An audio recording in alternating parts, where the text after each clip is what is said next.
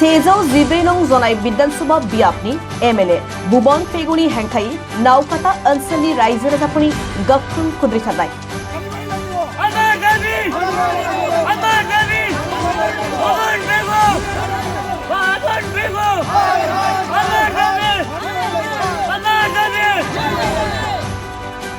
नावकाता हालामनि लामाखौ बानायनानै होगोन होनना खोथा होनानै मावफुङाखै जनाय बियाबनि एमएलए भुवन पेगुआ धेमाजि जिल्लानि सिङाव थानाय जनाय बियाबनि मिसामारा पन्चायतनि सिङाव थानाय नावकाता हालामनि लामाया जोबोद गाज्रि थासारियाव दङ।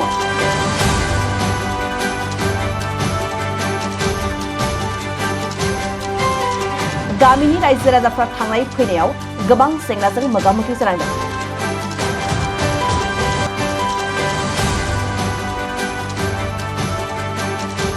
दुखुनांथाव आरो सोंखारिजाथाव बाथ्रानि थांनाय 2021 मायथाइयावनो पाक्का लामा बानायना होगोन होनना खोथा होनानै दिनैसिमबो मावफुंनानै होआखै जनाय बियाबनि एमएलए भुवन पेगुआ। बेनि थाखायनो दिनै नावकाता हालामनि रायजो राजाफ्रा एमएलए भुवन पेगुनि हेंथायै गोख्रोङै खुद्रिखांनाय दिन्थिदों आरो लामाखौ बानायनानै होआब्ला फैबाय थानाय बिसायख'थियाव गोख्रों राहा लागोन होनना खौरां बिजोङाव फोरमायदों।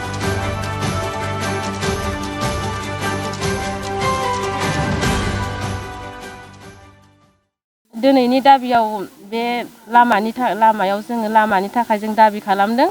जों बे लामायाव जोङो दिनै गथ' गथायनि बेयाव स्कुलाव थांनायाव बायदिसिनायाव थांनायाव जोंहा दैज्लाङाव जोंहा बिराद खस्थ' जायो। बे लामायाव जों दिनै थांनोनो हाया। दिनै जों मालाबा दै जानानै अट'जों थांग्राबो दङ बायदिसिना थांग्रायावबो दङ। जों दिनै स्कुल माबानि थाखायबो जोङो अट' थांनो हायैनि थाखाय जोङो गथ'फोरा सात्रफोरा दिनै बन्द' जानाबो थायो आरो साइकेलजों थांग्राबो थायो। दिनै साइकेलजों थांग्रायाबो दिनै थांनो हाया बे लामानि थाखाय जोंनो बे लामाखौ जोंनो नांथारगौ। दिनै जों बे लामा नङाबा जोङो दिनै जेरावबो थांनो हाया। खामानि मावनाय बायदिसिनाफोरावबो जों दिनै थांनोनो हाया। बे लामा नङाबा जोङो जेबो मोनसेयानो जाया। दिनै बेजोंनो जोङो दिनै हाजाराव माबायावबो जों नलबारि बिरलाम बायदिसिनायाव जोङो आलु गायो बायदिसिना गायो। बे लामाजोंनो जोङो आलु बायदिसिना रोगानोबो बिराद खस्थ' जायो।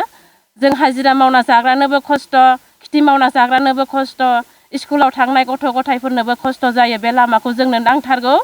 बे लामाखौ बानायना होआबा जोङो दिनै इलेक्सन समाव जोङो मोनसे थांखि लानो नागिरदों।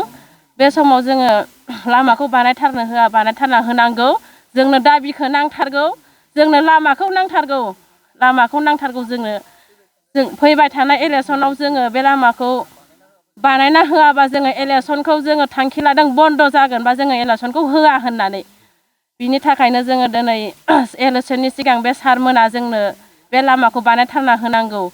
दिनै जोङो बे 1, 2 आरो 3 नावकाता बे गामियाव आरो नलबारि थांनाय लामा बे लामाखौ जोङो गोदोनिफ्रायनो 1962 1962निफ्रायनो बेवहाय आबै आबौमोननि दिननिफ्रायनो दिनैसिम सरकारा जोंनो मोनसेबो लामा मोजां बानायनानै होआखै। बिनि थाखाय दिनै जोङो रायजो राजाफ्रा गोसोआव दुखु मोननाय फोरमायदों।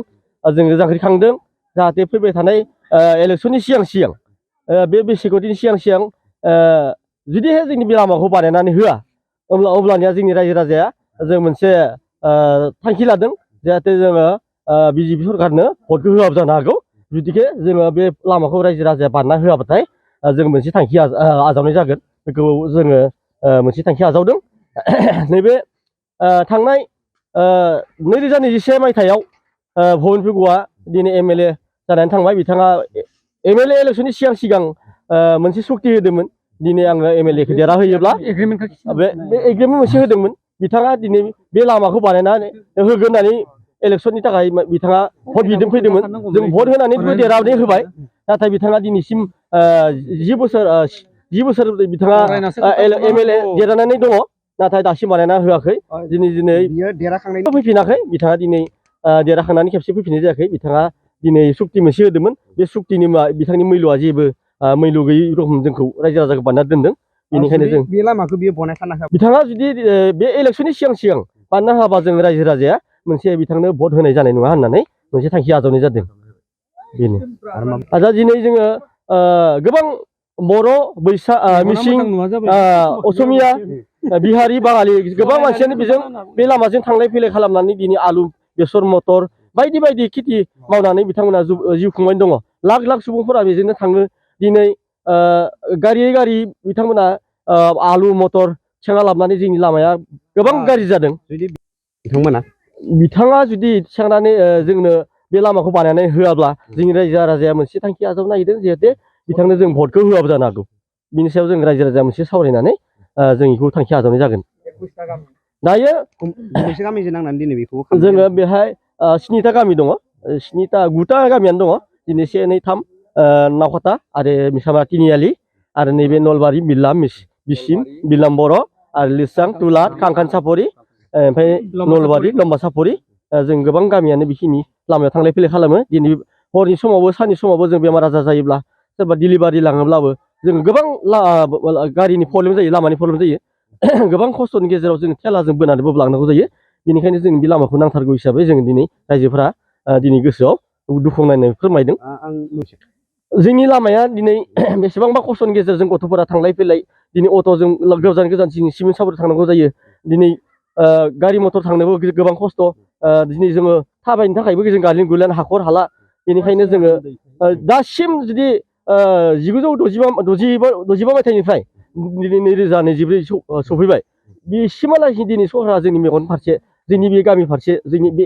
हालाम फारसे माने नुहुराखै बेनिखायनो जोङो रायजो राजाफोरा बेसेबांबा खस्थ'नि गेजेरजों दिनै हाब्रु हाला हाखर दैखर खस्थ'नि गेजेरजों जोङो भुगिनानै दङ बिनि थाखाय जोङो सरकारखौ खावलायदों जाहाथे MLA MP आरो CM सारफोरा जाहाथे जोंनि बेखौ बानायनानै होयो आरो गोजौनि जोंहा आफादफोरा जाहाथे जोंनि बे गामिखौ नाहरो बे जोंनि थांलाय फैलाय लामाखौ नाहरो आरो जोंनि गोग्गो दै लोंनाय आरो बे दैमा सेर सेर जोंनो गिदिर माथावरि होनानै जोंनि गामिखौ बे एरियाखौ प्रटेक्ट खालामनो थाखाय बेखौ जों रिकुवेस्ट खालामो जाहाथे जोंनि साननाय हास्थायनायखौ जाफुंहोयो अब्लाना जोंबो सरकारनि साननाय हास्थायनायखौ जों जाफुंहोगोन होननानै जों बिखिनियाव खावलायनाय थायो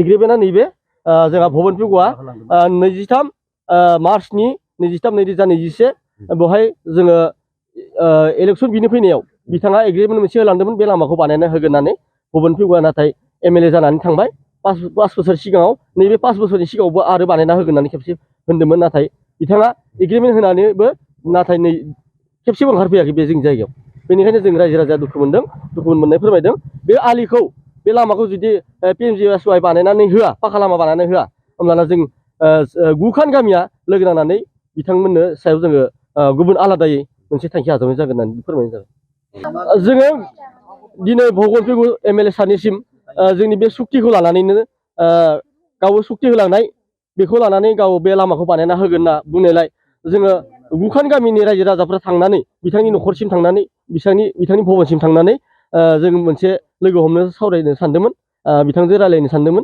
नाथाय बिथाङा जोंखौ जोंनि फारसे जेबो खेल खालामनाय जायाखै जोंखौ नायफिननाय जायाखै बिनि थाखाय बेखौबो जोङो जोबोरैनो रायजो राजाफ्रा दुखु मोननानै फैदों नाथाय बिथांखौ जों MLA थिखांहरबाय नाथाय MLA थिखांहरनायनि उनाव बिथाङा जों रायजो राजाखौ गावजों सावरायनो होननानै गावनि न'आव थांनायावबो जोंखौ एसेबो खेल खालामहरनाय जायाखै दिनै जों रायजो राजाफ्रा दुखु मोननाय फोरमायदों जाहाथे इयुनाव बेबायदि जोंनि लामाखौ बानायना होआब्ला बिनि सायावबो जोङो गुबुन रोखोमै बा आलादा भाबै जों मोनसे थांखि आजावनाय जागोन आरो रायजोफ्रा दिनै सावरायनाय जादों আমি এতিয়া মিছামাৰা পঞ্চায়তত অন্তৰ্গতত ভুগি আছোঁ এতিয়া আমি নলবাৰী বিল্লাম লম্বা চাপৰি অপসৰা কাংকন চাপৰি আমি এই অন্তৰ্গতত আমি 4-5টা গাঁৱটো মানে অন্তৰ্গতত মানে ভুগি আছোঁ এতিয়া আমি নলবাৰী বুলি কোৱা একটা জেগা আছে নলবাৰী বুলি কোৱাটো একটা জেগাটো মানে আপোনালোকে সব এই খেতিটো বহুত দিনৰ পৰা বসবাস কৰি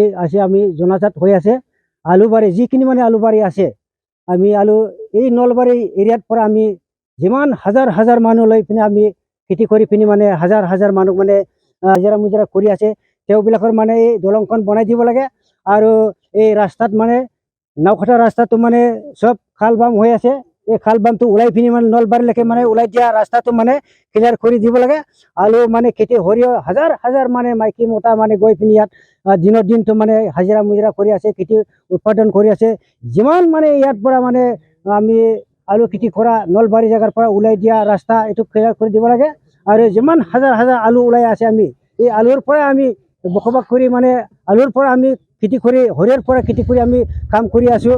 ইয়াৰ কাৰণে এই ৰাস্তাখন ওলাই দিয়াৰ পৰা আমি সুবিধা পাম আৰু আমি যিকোনো মানে কাম কৰিবলৈ সুবিধা পাম। ইয়াৰ কাৰণে আমি অনুৰোধ কৰিছোঁ, আমি প্ৰধানবোৰক অনুৰোধ কৰিছোঁ যে আমি ৰাস্তাখন ওলাই দিয়ে আৰু মানে দলংখন বনাই দিয়ে, তেতিয়া আমি আমাৰ অন্তৰ্গত মানে আৰম্ভ পাম বুলি আমি এইটো আশা কৰিছোঁ। আৰু ইমানেই আমাৰ